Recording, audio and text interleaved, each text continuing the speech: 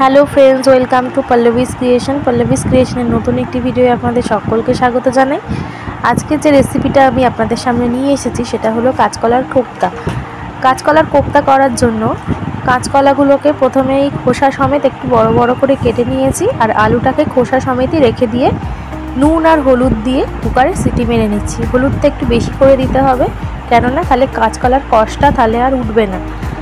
আর হচ্ছে এই কারণেই এগুলোকে খোসা ছাড়ানো হয়নি, যাতে এগুলোর মধ্যে খুব বেশি পরিমাণে জল না ঢুকে যায়। তারপরে খোসাগুলোকে ছাড়িয়ে নিয়ে ভালো করে ম্যাশ করে নিতে হবে, আর তার মধ্যে দিয়ে দিতে হবে 1 চামচ হলুদ গুঁড়ো, 1 চামচ লঙ্কার গুঁড়ো, লঙ্কাটা আপনারা পরিমাণ মতন দেবেন, আর 2 চামচ মতো নুন, অল্প একটু হিং, আর এর মধ্যে আরও দিয়ে দেবো আমি একটু ভাজা মশলা। ভাজা মশলাটার জন্য আমি গোটা জিরে, গোটা ধনে, আর তার মধ্যে দিয়েছিলাম কালো জিরে আর একটু জোয়ান। এগুলোকে একবারে শুকনো খোলায় একটু নেড়ে নিয়েছিলাম, নিয়ে তারপরেতে আমি গুঁড়ো করে রেখেছিলাম। এটাই হচ্ছে আমার ভাজা মশলার রেসিপি। আর তার মধ্যে আরও দিয়ে দিলাম একটু গরম মশলা, 1 চামচ তেল, আর 3 চামচ মতো বেসন। তারপরে এগুলোকে ভালো করে মেখে নিতে হবে।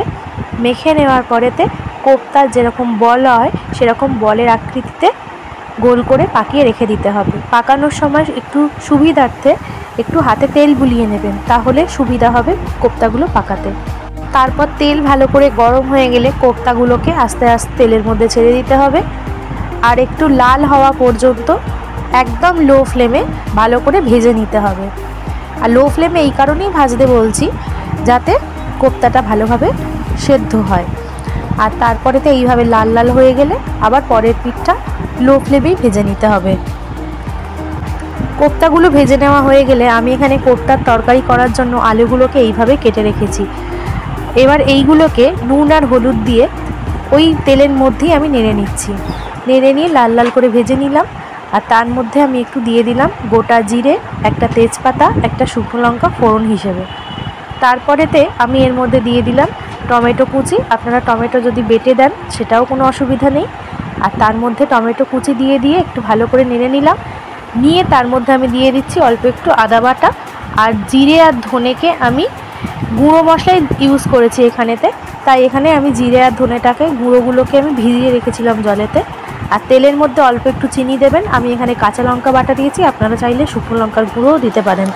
আর চিনিটা তেলে দিলে একটু কালারটা সুন্দর হয়।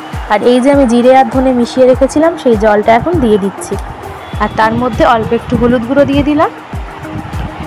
দিয়ে এবার একটু অল্প একটু লঙ্কার গুঁড়ো দিয়ে দিলাম। লঙ্কাটা আপনারা পরিমাণ মতন দেবেন, যে যেরকম ঝাল খেতে পছন্দ করেন সেই রকম দেবেন। তারপরে ভালো করে মশলাটাকে কষিয়ে নিতে হবে যতক্ষণ পর্যন্ত না মশলা থেকে তেল ছেড়ে আসছে। মশলা থেকে তেল ছেড়ে আসলে তার মধ্যে এই ভাজা আলুগুলোকে তুলে দিয়ে আবারও ভালো করে একটু কষিয়ে নিতে হবে। কষানোর পরেতে এর মধ্যে ঢেলে দিতে হবে একটু জল। আলুগুলো যতক্ষণ না পর্যন্ত ভালোভাবে কষানো হচ্ছে ততক্ষণ একটু নেড়েচেড়ে ভালোভাবে কষিয়ে নিতে হবে। এরপরে একটু গরম জল অ্যাড করতে হবে। গরম জল অ্যাড করে আলুগুলোকে সেদ্ধ করতে দিতে হবে। এই যেখানে আমি অ্যাড করে দিয়েছি গরম জল। আর এক্ষেত্রে বলে রাখি, জলটা একটু বেশি পরিমাণেই দিতে হবে।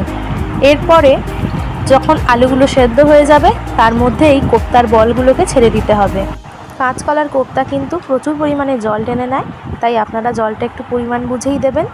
আর তারপরে কোপ্তাগুলো দিয়ে 1 ফুট হয়ে যাবার পরে নামানোর আগে একটু ঘি দিয়ে দিতে হবে, একটু গরম মশলার গুঁড়ো দিয়ে দিতে হবে।